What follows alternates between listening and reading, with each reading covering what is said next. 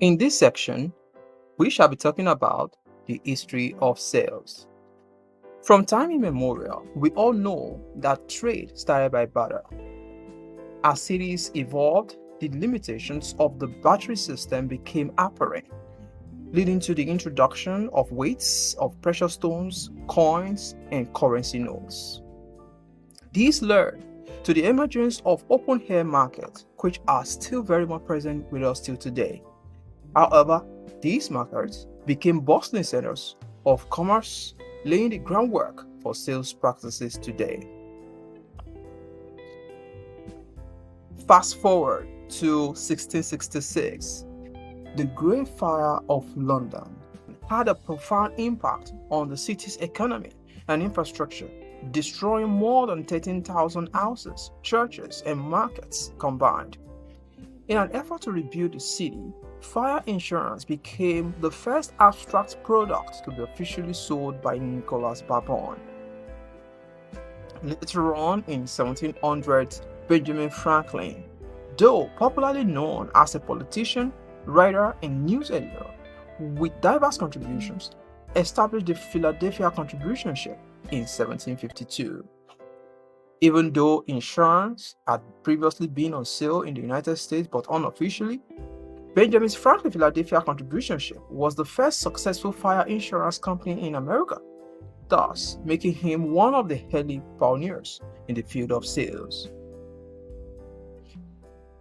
In the late 1800s, there was a mass immigration of Chinese workers that introduced snake oil as a remedy for various ailments such as arthritis, rheumatism, and skin diseases. However, certain salesmen who like to take profit from this trend did remove the core component, which was omega-3 fatty acid, and replaced it with mineral oil and fat oil, compromising the potent cure of the snake oil. However, certain salesmen who like to profit from this trend did remove the core component, which was omega-3 fatty acid, and replaced it with mineral oil and fat oil, compromising the potent cure of the snake oil. This was exactly what Clark Stanley did with his rattlesnake oil as he was investigated and later charged in 1917. He refused to plead guilty, however admitted to the charges and eventually paid a huge fine, but already made the snake oil and the sales profession synonymous with fraud. Simultaneously in this era, John Henry Patterson and his brother in 1884 acquired and renamed the National Manufacturing Company to National Cash Register Company, NCR. He was the first to introduce a standard sales scripts, exclusive travel sales trainings, sales target, commissions, and territories for salesmen. He supervised and ensured a sales team called American Selling Force follows the script and converts sales at all costs, taking our competitors out of the market. Worthy of note is Thomas Watson. Thomas Watson was recruited into one of the NCR branches. He often engaged in lowering prices to attract customers from competitors, set up fake cash register company in order to buy out used cash registers, forcing businesses to buy new ones from NCR in order to hit sales target. He won for himself a promotion eventually and became a manager in the NCR headquarters. After a series of sharp practices and high-handedness of the NCR company, in 1912, John Patterson, Thomas Watson, and other executives of NCR were charged to court, convicted of illegal anti-competitive sales practices, and sentenced to jail. Though this was later appealed and overturned, John Patterson fired Thomas Watson and some others afterwards. After years of silence and repentant attitude, Thomas Watson joined Computing Tabulating Recording Company, a company he later became a CEO and renamed it as IBM, as popularly known today, where he implemented more ethical and innovative business strategies.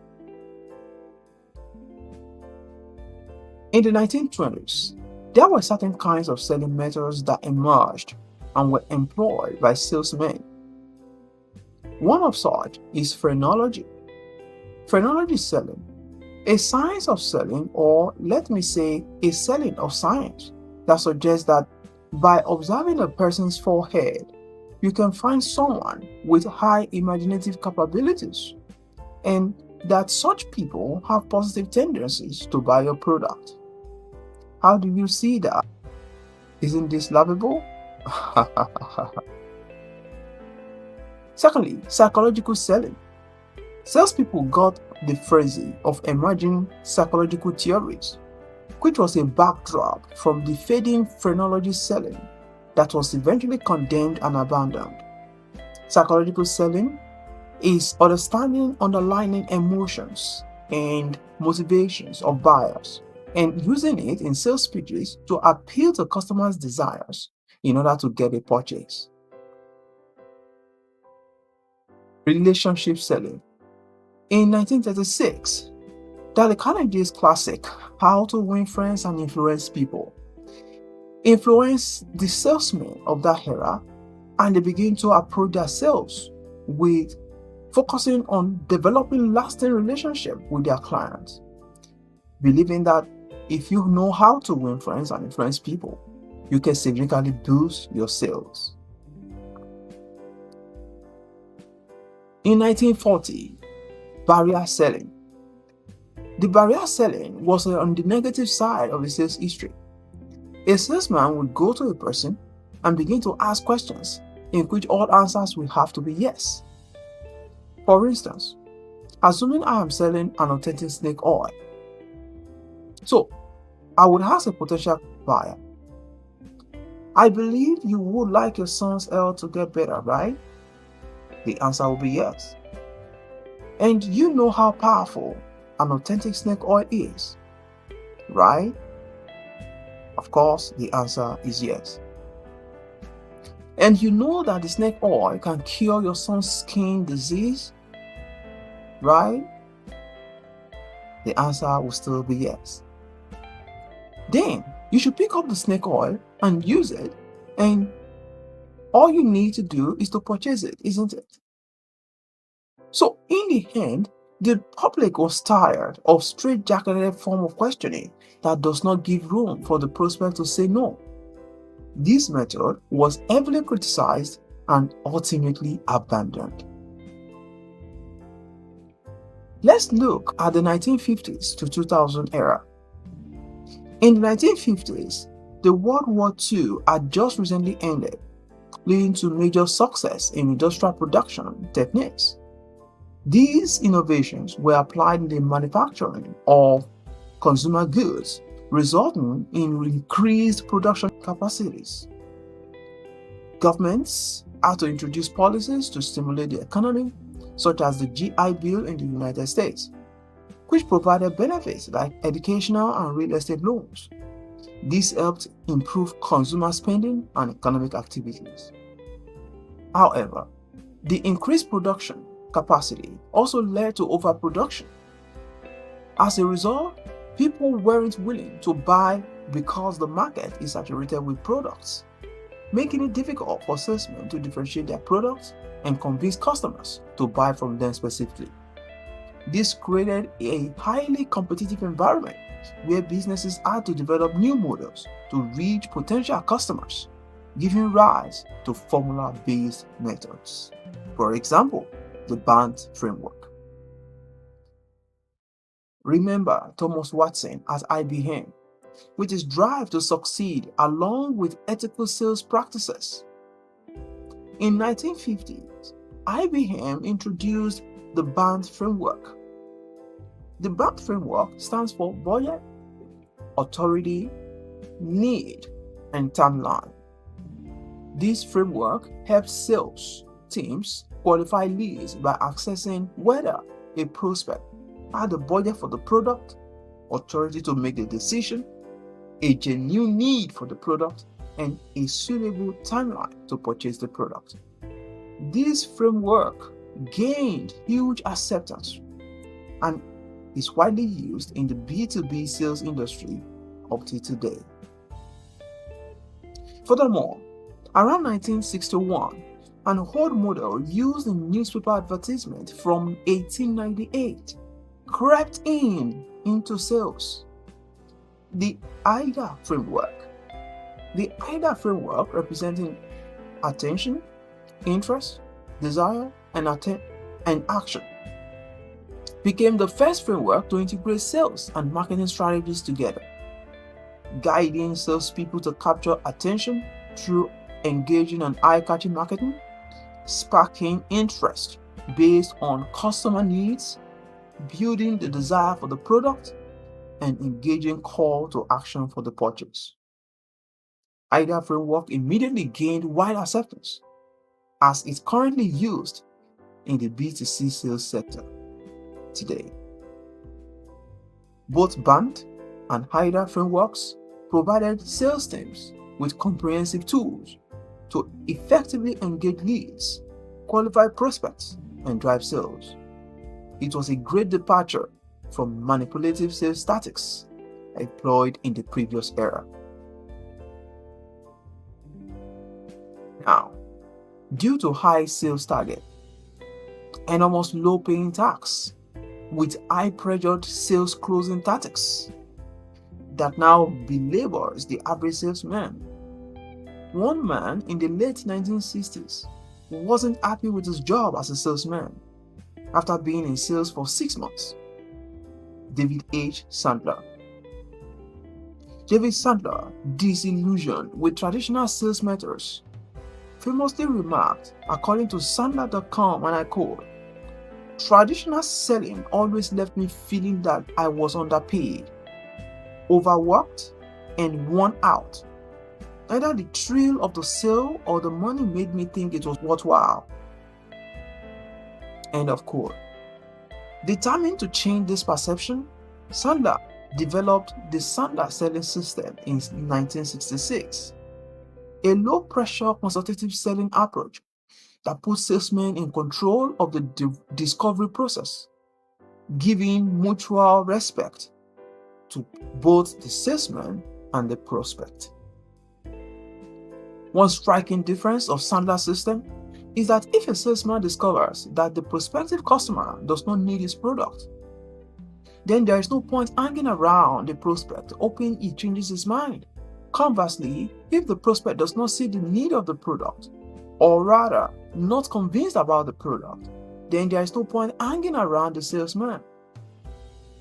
The Sandler system was indeed accepted and recognized for its innovative approach, but it didn't achieve widespread popularity due to some sales teams already used a more aggressive, high-pressured approach in closing deals.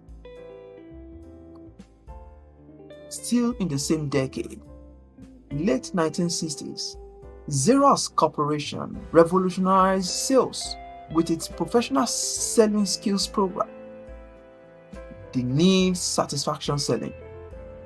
This program emphasized specifically on understanding and satisfying customer needs. By implementing innovative sales strategies, Xerox trained its sales team with skills to effectively communicate the value of their products. Adopting the leasing model made it easier for businesses to afford their photocopier machines, which were quite expensive at the time and often include regular service and maintenance. They were one of the pioneers of the monthly installment payment structure, allowing flexibility on customer financial obligations. Xerox was among the first companies to use free trials as part of their sales strategy. This approach allowed businesses to use their photocopiers for a limited time before committing to the lease, eliminating customer doubts and committing to value delivery. Do remember that one man was particularly instrumental in creating the legendary Xerox training program in the late 1960s, Neil Rackham. Neil Rackham later created a framework in 1988, the Spin Selling Framework. which stands for situation, problem, implication, and need payoff.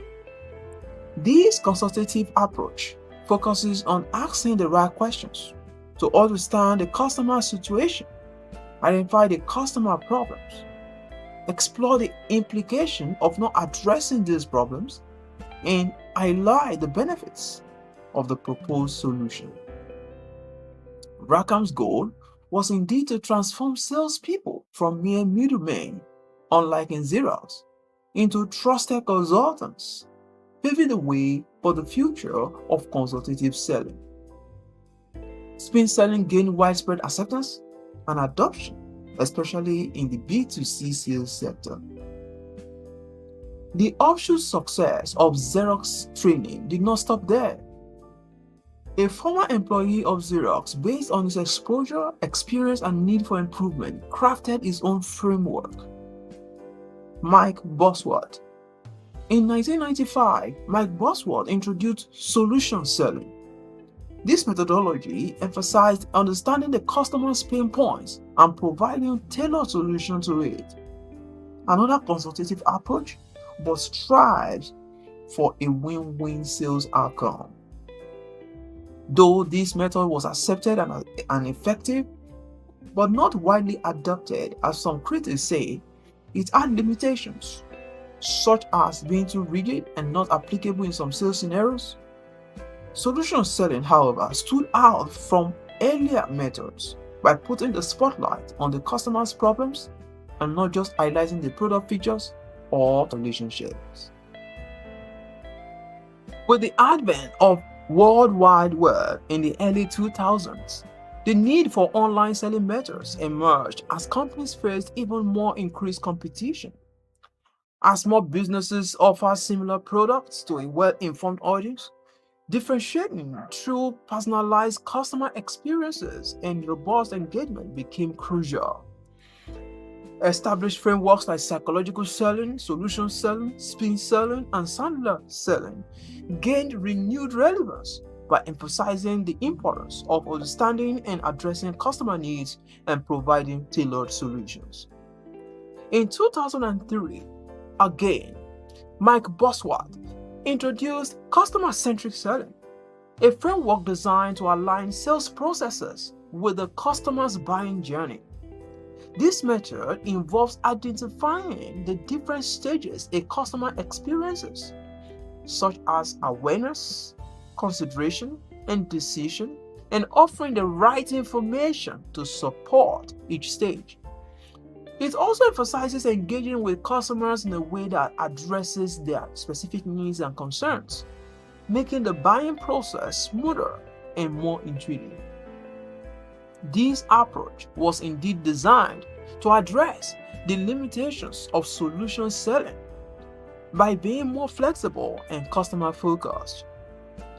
Critics have pointed out that the main difference between customer-centric selling and solution selling is the emphasis on providing an optimal buyer experience.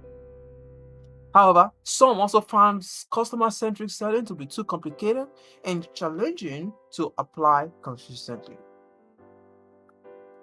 In 2011, Matthew Dixon and Brett Adamson, inspired by an extensive research confirming that many high-performing sales representatives are those who challenge their customers' thinking and provided unique insights. Hence, the Challenger Sale. The Challenger Sale emphasizes tailoring the sales approach to the customer's specific needs and taking control of the sales conversation. This method departs from traditional relationship building techniques, but aims to create value through a more assertive and informed engagement.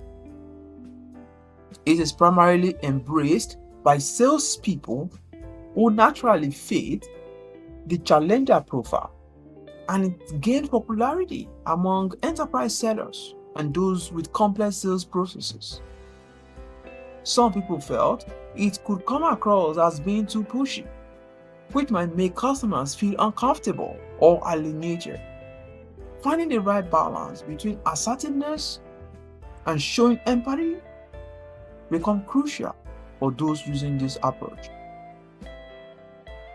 In 2024, Paul Akinsande, popularly known as Brostol, and CEO of Brostol Learn, after a careful evaluation of various sales frameworks, crafted a unique integrated framework that combines the best and most effective sales models in history and trains salesmen on how to skillfully alternate from one sales method to another, depending on whom you are prospecting, yet within the same framework. This reflects the dynamic nature of sales and the importance of adaptability. In summary, let's break our sales history into four. The late 1800s to 1920 sales era was characterized with highly manipulative transactional selling tactics. But the 1920s to 1950 era was marked by the emergence of psychological and relationship selling. However, these methods had limitations, including a lack of emphasis on long-term customer satisfaction, and the focus was more on immediate sales rather than building lasting customer relationships. While the 1950 to 2000 era features development of structured frameworks with a shift towards consultative and long-term relationship building that emphasizes on understanding and meeting customer needs and providing tailored solutions.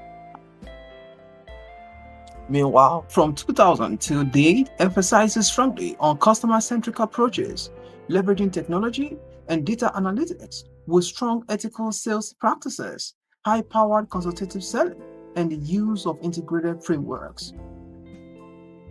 As you know, the use of technology has become a must-have vital component in modern sales, enabling more efficient and effective sales processes. This journey through the history of sales highlights the continuous evolution of techniques and methodologies, driven by changing market dynamics and customer expectations, from the barrel system to modern integrated frameworks. Today, while the full integration of AI in sales is setting the tone for the future, frameworks are still highly needed. They provide the essential structure, ethical guidelines, and strategic alignment necessary to harness AI's potentials effectively. Many turns to previous works done ahead of us, helping us undertake this task on the history of sales.